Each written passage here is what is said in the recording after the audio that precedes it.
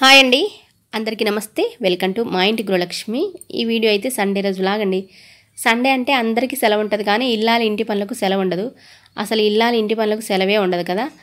ఎంత చేసినా ఇంటి పనులు తరగవు, అసలు సెలవు ఉండదు. జీతం లేని ఉద్యోగం ఏదంటే ఇల్లాలి పనులే కదా. ఇంట్లో చేస్తూ ఉంటే ఏదో ఒక పని వస్తూనే ఉంటుంది. వండటం, ఇంట్లో అందరికి పెట్టడం, కడగటం, ఇల్లు శుభ్రం చేసుకోవటం, ఇలాంటి పనులన్నీ ఉంటాయి.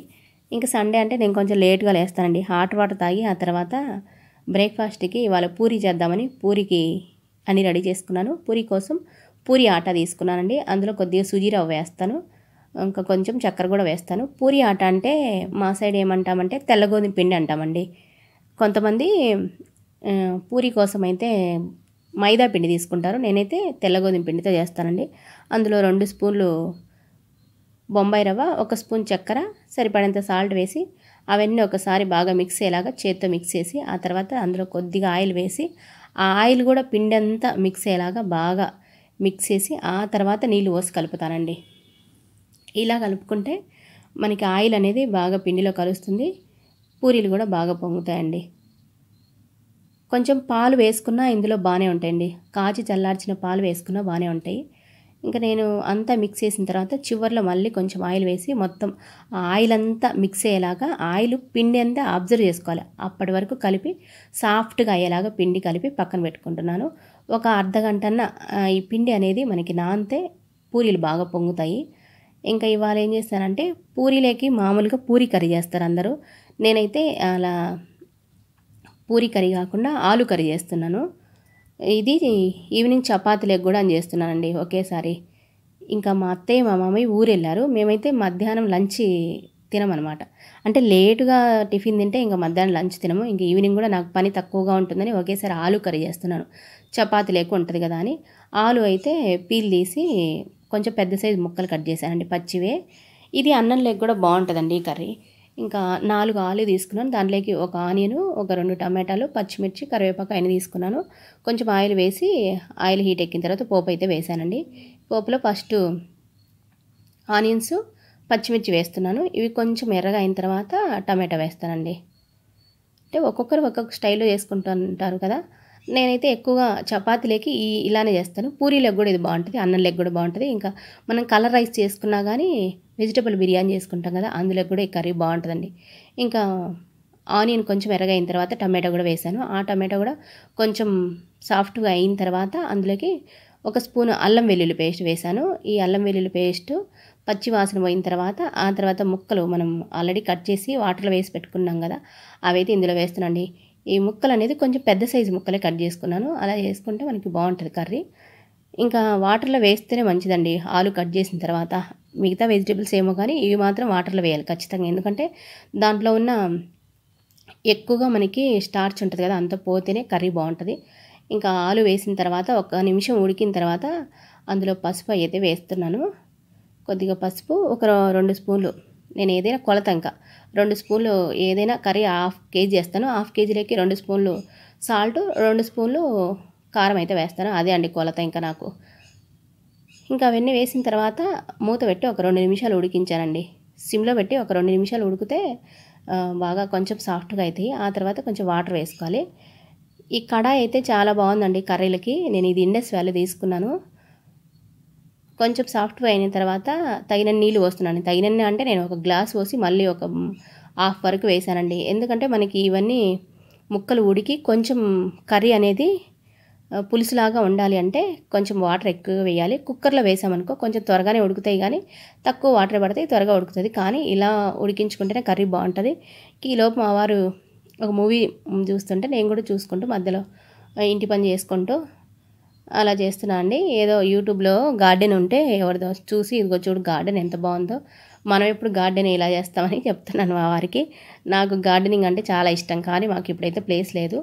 ఇంకా కొద్దిసేపు మూవీ చూసి, మూవీ కూడా ఏ మూవీ అంటే ఎయిర్ అండి. అది చాలా బాగుంది. అంటే పిల్లల గురించి అంతా, పిల్లల్ని మనం కార్పొరేట్ కాలేజీలో ఇంటర్కి చేర్పిస్తే వాళ్ళ కష్టాలు ఎలా ఉంటాయో అనేది మూవీ అనేది బాగుందండి, చూశాను. ఇంకా పూరి కూడా అన్నీ ఒకే సైజు రావాలంటే మనం కట్ చేసుకొని అలా ఉండలు చేసేసుకుంటే ఫస్టే అన్నీ కూడా ఒకే సైజు వస్తాయండి. ఈలోపు కర్రీ కూడా అయింది, ఉడికిపోయినాయండి ముక్కలు. ముక్కలు ఉడికింది లేదు ఒకటి తీసుకొని మనం కొంచెం వేరే స్పూన్తో ఒత్తితే తెలుస్తాయి ముక్కలు ఉడికింది లేదు. ఇంకా కొన్ని ముక్కలు ఏం చేయాలంటే మనం గెరిటితోటి ఒత్తేయాలి. ఎందుకంటే కొంచెం పులుసు అంటే వాటర్ ఉన్నాయి కదా, అది కొంచెం చిక్కబడి గ్రేవీ లాగా రావాలంటే కొన్ని ముక్కలు స్మాష్ చేసామనుకో గ్రేవీ చిక్కబడుతుంది, బాగుంటుంది కర్రీ. ఇంకా చివరిలో కొంచెం ధనియాల పొడి వేసి ఆ తర్వాత కొత్తిమీర అయితే వేస్తున్నానండి. ఇంక ఇంతే అండి ఈ కర్రీ. సింపుల్గా ఎక్కువగా మసాలాలు లేకుండా మనకి అన్నంలోకి చపాతీలోకి పూరీలోకి బాగుంటుంది. ఇంకా కొత్తిమీర వేసినాక ఏం కలపకుండా అలాగే మూత పెట్టేసానండి. కొంచెం సేపు అలా మూత పెట్టేస్తేనే మనకి కర్రీలు అనేవి టేస్ట్ ఉంటాయి. వెంటనే ఇంకా వేరే గిన్నెలోకి తీసుకోకుండా కర్రీ అలా వదిలేయాలి. ఇంకా తర్వాత ఆయిల్ పెట్టేసి పూరీలు అయితే చేసుకుంటున్నాం. పూరీలోకి చాలామంది అంటే పూరీ చేసేటప్పుడు ఆయిల్ అప్లై చేసి చేస్తారు, నాకైతే అలా రాదండి. అందుకే కొంచెం పొడిపిండి వేసే పూరీలు అయితే ఒత్తుకుంటాను. మీడియం సైజ్ అయితే చేశానండి పూరీలు. అన్నీ చేసి పక్కన పెట్టుకున్నాను. ఇలా పూరీలన్నీ పక్కన చేసి పెట్టుకొని ఆ తర్వాత ఆయిల్ అయితే వేస్తాను. ఇదిగోండి, ఎక్కువగా మందంగా లేకుండా ఎక్కువగా పతలాగా లేకుండా అలా అయితే వేసాను. ఇంకా పొడిపిండి ఉంటుంది కదా, దాన్ని 2 చేతులతో అలా అనేస్తే ఆ పొడిపిండి అనేది పోతుంది, పూరీలు అనేవి బాగా పొంగుతాయండి. కొంచెం ఆయిల్ హై ఫ్లేమ్లో పెట్టుకోవాలి, లేదంటే మనకి పూరీలు అనేవి సరిగ్గా పొంగవు. పూరి వేసిన తర్వాత మనం గెరిటెతోటి ఈ పూరీని ప్రెస్ చేస్తే పూరీలు అనేవి బాగా పొంగుతాయండి. ప్రతి పూరి పొంగుతుంది.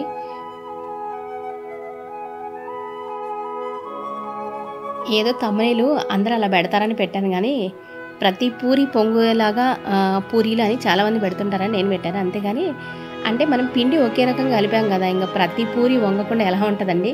ఖచ్చితంగా వంగుతుంది. అంటే పిండి ఏం సపరేట్ కలపలేదు కదా, అంతా ఒకే రకంగా కలిపాం కాబట్టి అన్ని పూరీలు ఒకే లెవెల్లో చేసుకుంటాం కాబట్టి ప్రతి పూరి వంగుతుంది. పొంగకుండా ఎలా ఉంటుంది? ఏదో అందరూ అలా తమ్ముళ్ళు పెడతారని నేను అలా పెట్టేశాను. అంతేగాని అన్ని పూరీలు వంగాల్సిందండి. పిండి మనం సక్రమంగా కలుపుకుంటే పూరీలు పొంగకుండా ఎలా పోతాయి? ఎక్కడ పోతాయి? ఇంకా ఆయిల్ అనేది మనం వేసేటప్పుడు హై ఫ్లేమ్లో పెట్టుకొని కాల్చిన తర్వాత కొంచెం లో ఫ్లేమ్లో పెట్టుకొని మిగతాది వేసుకోవాలి. అలా వేసుకుంటే అన్ని పూరీలు పొంగుతాయి. ఇంకా అటు ఇటు ఒకసారి కాల్ చేసి తీసుకుంటే అన్నీ కూడా పూరీలు పొంగే ఉంటాయండి. ఒకటి మాత్రం ఎర్రగైంది, ఎందుకంటే మేము యూట్యూబ్ వాళ్ళం కదా, కెమెరా అటు ఇటు ఆ వీడియో తీసుకునే లోపు ఇది ఎర్రగా అయిపోయిందండి. అంతే అండి, అన్నీ కూడా ఒకే కలర్లో వస్తాయి. మామూలుగా అయితే మేము పూరి అనేది చాలా తక్కువ అండి, ఎప్పుడో చేసుకుంటాము. సంవత్సరానికి ఒక 2 సార్లు 3 సార్లు చేసుకుంటాం, అంతే అండి. పూరి చూడండి ఎంత బాగా పొంగిందో. పొంగుతాయండి, మనం పిండి సక్రమంగా కలుపుకొని మంచిగా కలుసుకుంటే పూరీలు పొంగకుండా ఎక్కడికి వెళ్తాయి? ఇంకా చికెన్ మటన్ లెగ్ కూడా పూరీలు అనేది బాగుంటాయండి టేస్ట్. మేమైతే ఆయిల్ ఫుడ్ అని అవాయిడ్ చేస్తూ ఉంటాను నేను, ఎక్కువగా తక్కువ అండి ఇది. అప్పుడప్పుడు చేస్తుంటాను. ఇవాళ మా అబ్బాయిని అడిగి చేశానమాట. అరే పూరి చేయక చాలా రోజులైంది, ఇవాళ పూరి చేసుకుందామని. అవునమ్మా చెయ్యమ్మా చాలా రోజులైంది అన్నాడు. అందుకని పూరి అయితే చేశాను. ఇంకా వాడికైతే పెట్టేస్తున్నానండి. తిన్న తర్వాత బాగానే ఉన్నాయని కాంప్లిమెంట్ అయితే ఇచ్చారండి. అంటే మనం ఏది చేసినా ఇంట్లో వాళ్ళకి నచ్చితే చాలండి. ఎదుటి ఎవరికో నచ్చినా నచ్చకపోయినా మన ఇంట్లో వాళ్ళకి మనం చేసే కర్రీ అనేది నచ్చి వాళ్ళు సంతృప్తిగా తింటే మనకి అంతే చాలు కదా. ఇంకా మా వారికి కూడా పెట్టేశాను. ఆ తర్వాత నేను కూడా మూవీ చూసుకుంటూ తిన్నానండి. మధ్యాహ్నం లంచ్ అయితే ఇంకా చేయలేదు కాబట్టి లేట్గా తిన్నాం కదా, ఇంకా మూవీతోనే సరిపోయింది. వాళ్ళు ఎక్కువగా ఇంటి పనులు కూడా ఎక్కువగా ఏం చేశానంటే, ఇవాళ చాలా రోజుల నుంచి వర్షం పడుతుంది కదా, అంటే ముసురు పట్టి ఉంది కదా, అందుకని బట్టలు వేయలేదు. ఇవాళ ఎక్కువగా బట్టలు వేశాను. ఆ బట్టలు వేయటం తీయటం అంటే బ్యాచ్లు వేస్తాను. అంటే వేరువేరుగా అంటే ఒక్కొక్కసారి వేస్తాను అనమాట. నావి శారీస్ అన్నీ ఒకసారి వేస్తాను, నైటీలన్నీ ఒకసారి వేస్తాను, టవల్లన్నీ ఒకసారి వేస్తాను, బెడ్షీట్లన్నీ ఒకసారి వేస్తానండి. అలా మాకు ఫస్ట్ నుంచి అలవాటు. ఇంకా జెంట్స్వి కూడా వాళ్ళకి సపరేట్, మళ్ళీ పిల్లలు అంటే పిల్లలే సపరేట్, అత్త మామయ్య వాళ్ళే సపరేట్ అనమాట. అలా ఉతుక్కునే అలవాటు. ఇంకా అలా బ్యాచ్లు వేసి అన్నీ ఆరిన తర్వాత ఫోల్డింగ్ చేయటం. ఇంట్లో తిన్న తర్వాత అంట్లో ఇంక ఇవన్నీ ఉంటాయి కదా, మార్నింగ్ పనులు ఇవన్నీ. ఇంకా మధ్యాహ్నం ఏం చేశానంటే, ఫ్రూట్స్ ఉంటే అవి కట్ చేశాను. ఫ్రూట్స్ కూడా ఏం లేవులండి, జాంకాయలు ఒక్కటి ఉన్నాయి, ఇంకా కీరా ఉంటే అదైతే కట్ చేశానండి. ఎందుకు మేము లంచ్ చేసుకోలేదంటే లేట్గా తిన్నాం కదా, ఇంకేం తింటామండి మధ్యాహ్నం. మళ్ళీ అది కాక పూరి తిన్నాము. మా అత్తయ్య మా మామయ్య ఉంటే ఖచ్చితంగా నాకు మళ్ళీ లంచ్ చేసే పని ఉండేది. వాళ్ళు ఊరు వెళ్ళారు కాబట్టి ఆ పని తప్పిపోయింది. కొంచెం సినిమా చూసుకుంటూ బట్టలన్నీ మడతేసుకుంటూ అలా అయితే వేసాము. ఇంకా అన్నీ 3 భాగాలు చేసి మా బాబుకి కొన్ని, మా వారికి కొన్ని, నాకు కొన్ని అలా తిన్నాము. తర్వాత మధ్యాహ్నం అంటే 12 వరకు మూవీ చూస్తూ ఇంకా అంట్లు కడగలేదు. 12 తర్వాత అంట్లన్నీ ఉంటే కడిగేశానండి. పనులు అనేది ఇంకా ఏదో ఒకటి ఉండనే ఉంటాయి కదా. నాకైతే ఎక్కువగా పని అనిపించేది అంట్ల పని ఒక్కటే అండి. ఎన్ని అంట్లు ఉంటాయో కదా అసలు. మధ్యాహ్నం ఉదయం టిఫిన్ తిన్నాక ఓ బోల్డ్ అన్ని దీని నిండా ఉంటాయి, ఈ స్టాండ్ నిండా. మధ్యాహ్నం మళ్ళీ వంట చేసి అందరం తిన్నాం అనుకో, మళ్ళీ ఈ స్టాండ్ నిండా అవుతాయి. మళ్ళీ నైట్కి ఇన్ని అవుతాయి. నైట్కి అయితే ఇంకా చాలా ఉంటాయి, లంచ్ బాక్స్ పిల్లలవి, ఇంకా అన్నీ.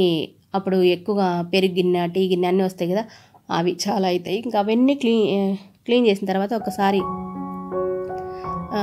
గ్యాస్ బండ కూడా, అంటే అదే అండి మన ఈ కౌంటర్ టాప్ గ్యాస్ బండ ఉంటుంది కదా, దాన్ని కూడా ఒకసారి వైపర్తో వైప్ చేసేసి ఆ తర్వాత ఒక క్లాత్ పెట్టి తుడుస్తాండి.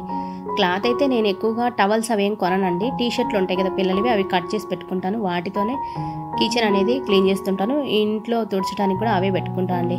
ఇంకా ఎక్కువగా మళ్ళీ టవల్స్ కొని అలా మనీ వేస్ట్ చేయటం నాకైతే ఇష్టం ఉండదు. ఇంకా అంతా క్లీన్ చేసి డోర్ అయితే వేశాను. ఇక బట్టలు చూడు వెయిట్ చేస్తున్నాయి, రా నన్ను మడతాయి అని వెయిట్ చేస్తున్నాయి. టవర్లు, బెడ్షీట్లు, ఇంకో సైడ్ నా శారీస్, ఇవన్నీ వెయిట్ చేస్తున్నాయి అనమాట. మనం అలా వదిలేసామనుకో, నైట్ అలానే వదిలేస్తే వాటిపై నెగిటివ్ ఎనర్జీ డ్యాన్స్ చేస్తుందంట. అందుకని ఏ రోజు ఆ రోజు మడతేసి పెట్టుకోవడం మంచిది. అప్పుడప్పుడు నేను కూడా మడతేను. ఎప్పుడు అంటే ఆ రోజు అప్పుడు మడతేనండి. మళ్ళీ ఇంట్లో కూడా ఆరేయాల్సి వస్తుంది, అప్పుడు చిరాకు పడుతుంటుంది. ఇంకా ఇంట్లో కూడా బట్టలు ఆరేస్తే, ఇవాళ ఎండ వచ్చిందని ఎక్కువ బట్టలు అయితే వేశానండి. ఎండ వచ్చిన రోజు మనకి ఎన్ని బట్టలు వేసినా ఆరిపోతాయి. అవన్నీ కూడా మడతేసి లోపల పెట్టేసుకోవచ్చు. చల్లగా ఉందనుకో అవి సరిగ్గా ఆరవు. మళ్ళీ ఆ ఇంట్లో ఆరేయటం, చిరాకు పుట్టడం, ఇవన్నీ ఉంటాయి. ఇంకా శారీస్ కూడా నేను ఫోల్డింగ్ చేసేది వెరైటీగా ఉంటుందండి. ఎప్పుడు కూడా యూట్యూబ్లో నాకు గుర్తు చెప్పలేదు అనుకుంటా, నేను చెప్పాను, నాకు కూడా ఐడియా లేదు. నేనేం చేస్తానంటే మామూలుగా మనం శారీస్ మడతేసుకునే మడతలాగే వేస్తానని, ఆ తర్వాత మనం పొట్లం కడతాం కదా, అలా కట్టేస్తానండి. ఇదిగో చూడండి, మనకి ఇలా మడతేసి ఫాల్స్ పక్కకు ఉంటుంది కదా, అలా 3 పొరలు తీసుకొని ఆ 3 పొరలకి ఇంకో సైడు అనేది లోపల పెట్టేస్తాను పొట్లంలాగా. అంతా అలా లోపలికి దొబ్బేసి ఇంకా చేత్తో సర్దేస్తాను. అప్పుడు పొట్లం కట్టినట్టు అవుతుంది అనమాట శారీ. ఇంకా ఎన్నిసార్లు మనం కింది నుంచి పైకి, పైనుంచి కింది తీసినా ఈ శారీ అనేది ఫోల్డింగ్ పోదు.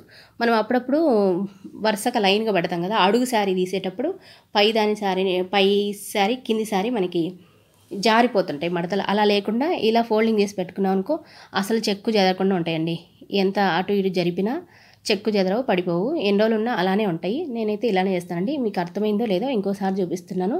ఇలా మడతేసిన తర్వాత మనకి ఫాల్స్ సైడ్ ఉంటుంది కదా, అక్కడ కొంచెం మందంగా ఉంటుంది కాబట్టి ఒక 3 పొరలు తీసుకొని ఫాల్ ఉండే దగ్గరికి ఇంకో సైడ్ ఉండేదాన్ని పొట్లంలాగా లోపలికి దొబ్బేసేయాలి. అప్పుడు కొంచెం మూలలు అనేది మనం సరి చేసుకోవాలి. లోపలికి పెట్టేసిన తర్వాత శారీ పొట్లంలాగా అండి. ఇంకా అలా కట్టేసిన తర్వాత శారీ అనేది నీట్గా సర్దేసుకుంటే నీట్గా ఉంటాయండి. ఇలా చేసి పెట్టుకుంటే ఎన్ని రోజులున్నా, ఎంత జారిడిచినా మనం ఒక్కొక్కసారి అటు ఇటు పెట్టడంలో కూడా జారిపోతుంటాయి కదా, కింద పడ్డా కానీ శారీస్ మన చేతిలో ఉంచి 4-5 పట్టుకుపోతుంటే కింద పడతాయి కదా, అలాంటప్పుడు కూడా ఈ ఫోల్డింగ్ అనేది పోకుండా ఉంటుందండి. నేనైతే ఇలానే మడతేసుకుంటాను. ఎవరికైనా ఉపయోగపడుతుందని చెప్తున్నానండి ఈ టిప్పు. మనకి ఇల్లు నీట్గా ఉండాలంటే మెయిన్గా బట్టలు అనేది నీట్గా మడతేసి పెట్టుకోవాలి. ఎడ్జులు కరెక్ట్గా మడతేస్తే ఏ బట్టలు మడతేసినా బట్టల ఫోల్డింగ్ అనేది నీట్గా ఉంటుందండి. ఎడ్జులు ఒక్కటి మనం అన్నీ లోపలికి పోయేలాగా మడతేసుకోవాలి. బెడ్షీట్లు అయినా, టవల్ అయినా, మిగతా పిల్లల బట్టలైనా ఎడ్జ్ లోపల సైడ్ వెళ్ళాయంటే అవి నీట్గా ఉంటాయి.